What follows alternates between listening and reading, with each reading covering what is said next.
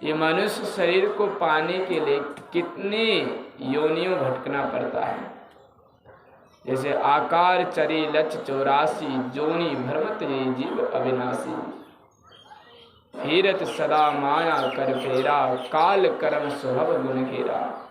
ये 4 खानियों को टप करके तब अपने कर्म से आते हैं, अंडज पिंडज उष्मज अंकुर।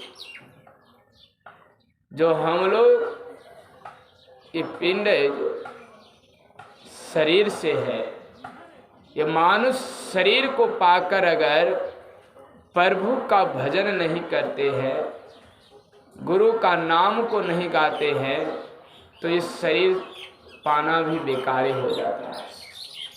कहता खाना पीना सो जाना सब काम पशु समाना। क्या पशु पक्षी जीव जंतु बाल बच्चे संतान खान पान नहीं करता है, सोता नहीं है, सब कुछ हम लोग के जैसी करता है।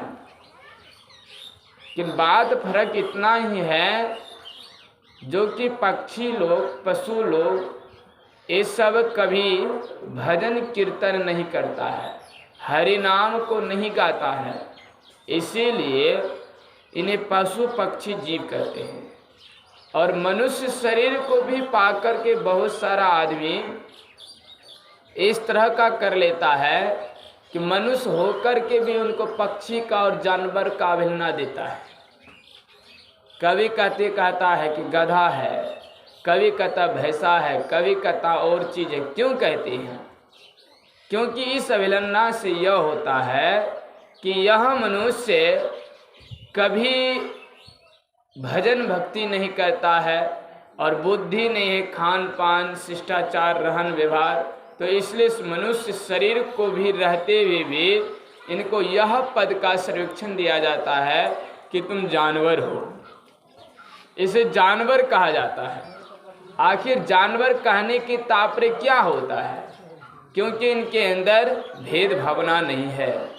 कहता कभू करे करुणा नर देही देत इस बिनु हेत से नहीं।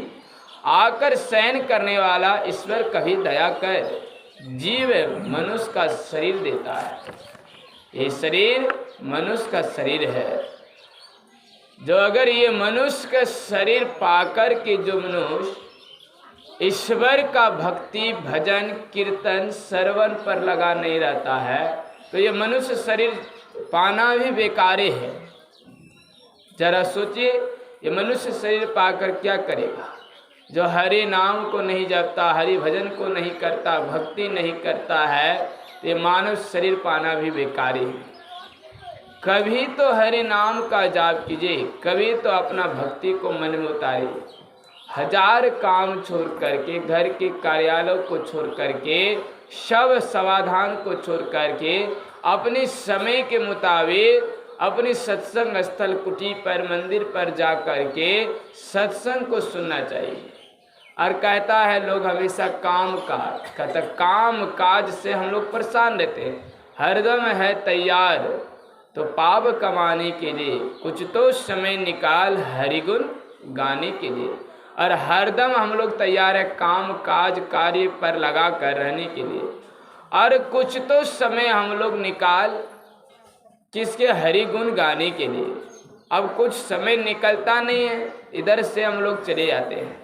तो भक्ति सुसंत्र सकल सुख खानी बिनु सत्संग ना पाहो प्राणी। भक्ति स्वतंत्र है, सब सुख की खान है, बिना सत्संग के प्राणी मनुष्य उसे नहीं पाते हैं।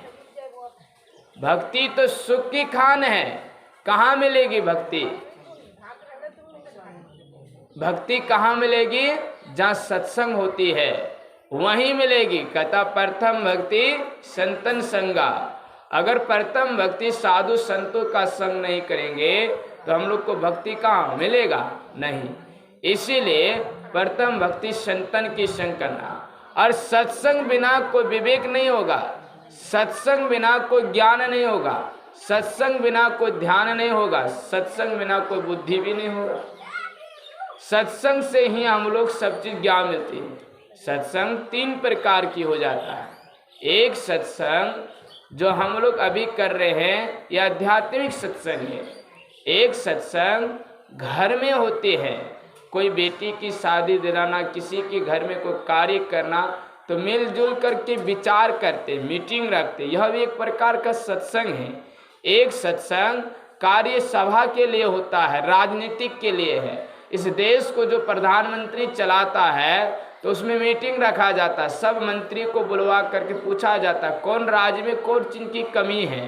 तो उसी तरह से हम लोग का भी इस जीवन में आध्यात्मिक सत्संग में साधु महात्मा आकर के हर जगह कहीं कहीं शिविर लगाकर गांव गली पर आकर के इस मीटिंग के हिसाब से, इस सत्संग की भावनाओं से समझाया जाता है कि मनुष्य किस तरह से घर में रहना और किस तरह से व्यवहारता पर चलना और किस तरह से ध्यान भजन करना, किस तरह से सत्संग सुनना, इस तरह का उपलक्ष्य देते रहता है। हर मनुष्य के घर में अगर सत्संग नित्य प्रत्येक होगा तो काल कलह नहीं होगी। और परिवार समूह में जिस घर में नित्य प्रत्येक भजन कीर्तन श्रवण होते रहता है, सास बहू बेटा नाती पोता परिवार के बीच में, तो उस घर में सदा